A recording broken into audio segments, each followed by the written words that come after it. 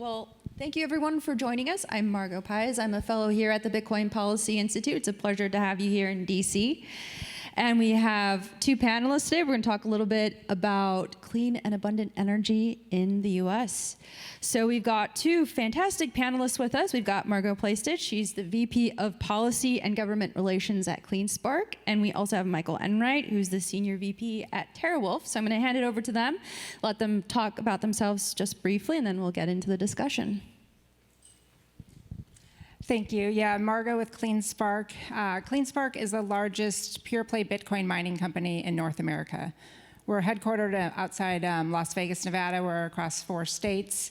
But really, CleanSpark is very much focused on being a responsible miner, high-efficiency mining, while also, pursuing economic partnerships in the local communities that we're in. My name is Michael Enright. I'm a Senior Vice President with TeraWulf. We are a Bitcoin mining and high-performance computing company, publicly traded. Sustainable Energy, our flagship facility, is located in upstate New York off of Lake Ontario, called Lake Mariner. And very happy to be here. And I've always liked the work of this group in trying to put substance and policy behind Bitcoin. Well, thank you. On behalf of BPI, thank you. So, all right, look, we're talking about clean energy, we're talking about abundant energy. Sometimes it feels like we don't have abundant energy. We're in the middle of this major energy transition. We're adding on all new kinds of energy, wind and solar, geothermal, more nuclear on the way, it sounds like. But there's capacity challenges to these goals. And I'm wondering what keeps you both up at night when you're thinking about this, and what role Bitcoin mining plays. So we start with you, Michael, if you'd like. Sure. What keeps me up at night? I guess if you told me that 3 months ago, I would have said tariffs. Last night it would have been heat. And going forward, I think it is a stable grid with all of these projections of enormous demand that we're hearing every day, and understanding that going forward, flexible loads like Bitcoin are going to be critically important, regardless of how you feel about the fundamental asset and what it is. Flexible loads like Bitcoin are going to be part of balancing the grid going forward, and it's going to become more and more critical as every day goes forward.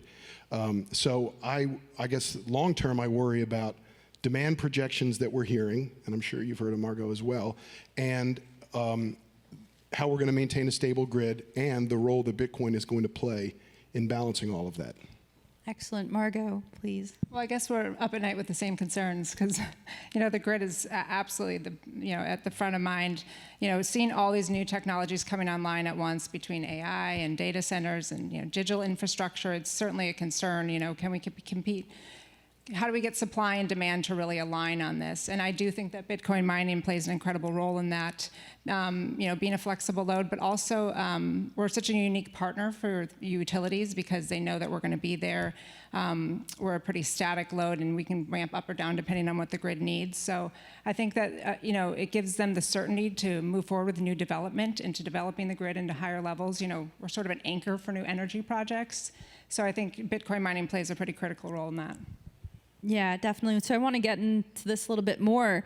Michael, I mean, your facility up in upstate New York in particular has an interesting story. I think, the site was originally a coal site. It's been now turned into this digital hub. I mean, how does this size and the location, how does this play into the local economic development and the grid reliability?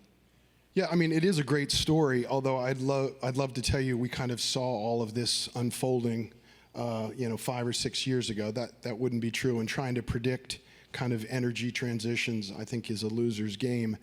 But it was the last operating coal plant in New York, and so it closed in 2018.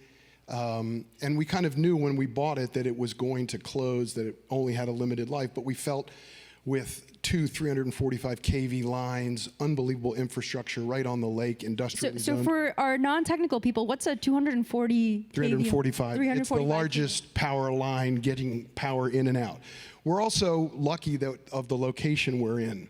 We're about 22 miles from Niagara Falls. So we have an abundant source of hydropower nearby, plentiful and cheap. We just happen to be the first large load kind of coming off of those lines. So all of those things kind of made us feel that whatever this transition is going to occur in New York and elsewhere, places like this are where it's going to happen. And a couple of years later, I was looking, someone sent me a clip of a press announcement we had announcing the Empire State Digital Hub. This was before any of us even knew what Bitcoin was. But we did realize that the digital space was going to be important. We wanted to kind of give the local community some hope, because when the plant closed, it was, 150 union jobs, IBEW jobs, unbelievably important, very small rural community who saw everything going away. And we don't have as many jobs as we did when the operating coal plant, but we have about 40 or 50 right now, 10 of them being former employees from the coal plant that are working there as well. So the location was very important. The source of energy being nearby and being hydro was very important as well. And as we're going to keep talking about, whenever you talk to miners, the ability to flex our load to help out on the grid. We're part of demand management programs in New York that are, not talked a lot about, but are very, very important as they're trying to figure out on hot days, what do we got? We can turn off 250 megawatts in 5 seconds, 15 seconds. And the ability for a manager of a grid to have that resource, unbelievably important. Excellent. Margot, so I just wanted to build on this discussion a little bit because, we're bringing on all of this new potential nuclear baseload as well, this reliability concern. Do you know how these type of dynamic, flexible loads, how they might accelerate new generation investments in the region? Well, I certainly think that there's always going to be, new technologies that we're looking towards. Bitcoin mining does such a great job of really harnessing this energy, and because, as Michael said, because we can power down at a moment's notice, I just think that it's something that not everyone can have. I mean, how many different industries could actually power off that quickly and still be successful at what they're doing? So it's really been, I think it's a great partnership that we have, and that's also something that's so important to Clean Spark, is when we're in these local economies, that it's really a partnership. It's very much a symbiotic relationship with them. They're grateful that we're there, and we're grateful that they allow us to be there, and they're part of our workforce, and they're the reason that we're there. Awesome. Yeah, and along those lines, right, policymakers, they often shy away from Bitcoin, the idea of Bitcoin in public discussions, but obviously there's value. So how do you translate that value of these flexible loads into a language that can resonate with this particular audience? I know that there's a lot that miners are doing, whether it's powering off for hurricane relief or emission targets. How do you communicate this? Yeah, I mean, I have to say, I've only been in the industry, less than a year now, but I can't imagine what it was like before, because I kind of feel like I showed up to the party at the right time for policymakers, so I'm sure it was much more of an uphill battle previously. But I think it's actually really exciting when I get to talk to someone who's maybe not familiar with Bitcoin, because there's such incredible things that the industry is doing, especially when it comes to energy. But I think one of the most tangible ways to explain it to someone who might not be, well-versed in Bitcoin is to give the examples of an emergency response. So like during a hurricane, when we're able to power down and give those resources back to the grid so they go to the hospitals and the emergency services can do the critical work they need to do. It doesn't matter what party you are, what district you represent. I mean, that resonates. I like to think of Bitcoin mining as where there's excess power, we use it, and when the grid spikes, we get out of the way. So that's really a nice way to put it, in the sense that people can understand that they don't have to be an expert in Bitcoin to really see the value that it's it's economic, it's stable, it's resilient, and it's something that I think that it makes it easier to support. Yeah, please contribute. I was going to bring you in. Well, I was going to say that we keep talking about the flexible loads, and I find that with policymakers that is becoming more of a topic and something that they want to hear more about, or when you have a few minutes with them. That with all of these incredible numbers they're hearing with energy demand for AI and HPC and the capacity of the grid to handle all of that, I find being able to, one of the ways to kind of talk to them about the issue of Bitcoin mining and its assistance in this problem is that there's like 8,700 hours in a year, right? But when you're really looking at the problems on the grid, they're really 300, 400 hours a year out of all of that. So we have a small, relatively small number that we're trying to figure out. So when I'm talking to policymakers these days, I'm trying to say, look, this is something we can figure out. The fact that we have 250 megawatts that we can turn off like that makes that number a lot more manageable, and you should be thinking about that when you're talking to AI folks as well, is how are you going to deal with this decarbonized grid and this need for more flexibility, and how can your load be responsive to that as well? It's a manageable number, but we need to have a conversation about it. It's not the big, huge number that should scare you. It should be that 300 or 400, 500 hours that we're trying to figure out when it gets really, really hot. One other thing somebody mentioned to me a couple years ago, California was very close to brownouts, 2022, somewhere around there, and they sent out a text alert to, I guess it was some Southern Cal ISO or whatever, and within 20 minutes or so, 2,000 megawatts came down just by texting people saying conserve or. I was there. It was amazing. Yeah. Now, I'm not saying that's our solution, like, oh, let's just call people up and say turn off the dishwasher, but it does show you how quickly and how much capacity is on the grid that can be flexed down when you need it. And so this is something we can figure out.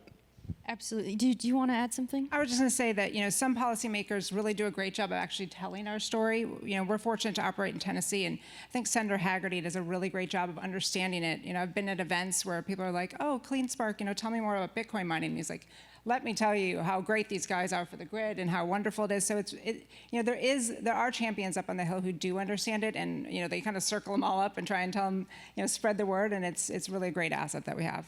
Yeah. So I want to add a little bit more to this, and I know audience reveal, I didn't prep them on this question, but I think you both can handle it. So we're talking about communicating with the policymakers, but what about the communities themselves? Because there's a lot in the news these days about community resistance to building out these new facilities. And I'm wondering if you take a different angle when you're dealing with the community. I sometimes started, if it's my son and his ilk that ask me about these energy things, I ask them to put down their phones while they're talking to me and turn them off and not look at them for the next 20 minutes or so. And I explain that this is part of what's going on here, is that we are decarbonizing. We are having a transition that is underway. I cannot predict for you in a year exactly where we're going to be, but I do know that we are going to need to be flexible about these things, and that AI, HPC, mining are here to stay, and that these are all surmountable problems, but they are problems we need to address, and we can't just look at each other and say, you use too much, when it should be more, how can you use your portion better? In terms of community engagement, I would say, we have a policy that we come in through the front door, not the back door. So a lot of it is education. It is meeting with people. It is really having personal local conversations. Do you want us in your community? Do you see the benefit? And a lot of it is explaining, this is the way we're going to keep your rates down, right? Like, I think that some people take one headline from the news and they run with it, and this happens, it's not unique to Bitcoin. It runs the gamut of everything, but really having those conversations with people. And we have, now our phones are ringing, people are begging us to come to their towns because they've seen the economic impact it's made in similar communities. And these are rural areas. They're not necessarily the hubs of technology investment. So, when you're hiring local workers and you're bringing them in and you're training the workforce, I think they see it as very much a symbiotic relationship.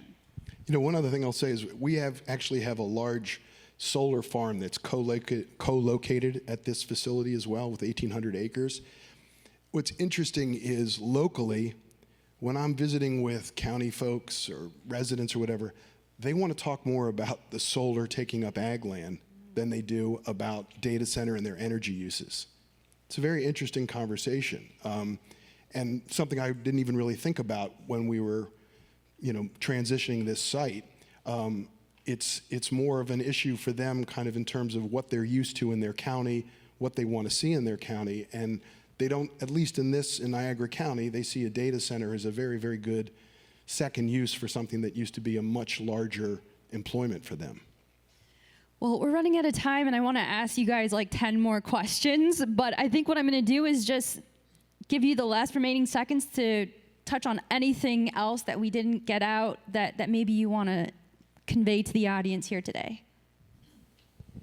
I would just say that, I'm excited to see where the future holds. I mean, I think, hopefully in 10 years, we're going to see next generation nuclear online. I mean, that's definitely the future of stability. But I just think Bitcoin mining is going to play a unique role. We're really a great balance to the entire ecosystem, so it's crucial. I would just say be patient with policymakers and people as they're trying to understand this very complicated thing called Bitcoin, which takes a while to get to, and also now has attendant energy issues with it as well. So patience and sticking to it. Great. Well, thank you everyone for joining us for this lightning panel. And if you have any further questions, our panelists are available. They'll be outside if you need them. Thank you very much.